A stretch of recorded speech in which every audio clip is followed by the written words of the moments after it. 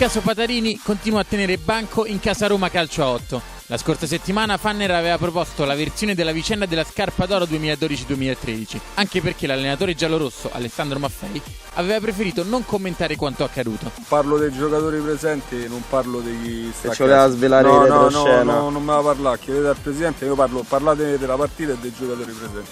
Patarini è ancora un giocatore della Roma, ma non scende in campo dal 23 gennaio. Si giocava la 13ª giornata e i giallorossi pareggiarono 1-1 contro il BM di Gianicolo, proprio la squadra in cui potrebbe andare a giocare Fabio Patarini.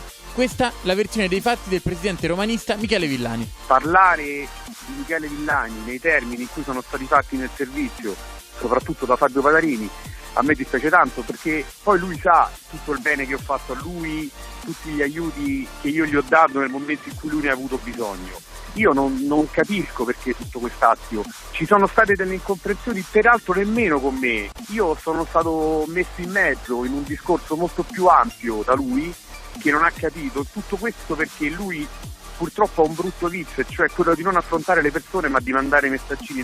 Uno svincolo che comunque dovrebbe arrivare. Ecco la parola d'onore del presidente. Io non ho difficoltà a dargli lo svincolo, avrei voluto avere un confronto con lui. Lui questo confronto, lui e non io, lui questo confronto me lo ha negato. Io gli darò lo svincolo alla fine del mercato, lo dico e lo farò, perché quando dico una cosa io a differenza sua la faccio.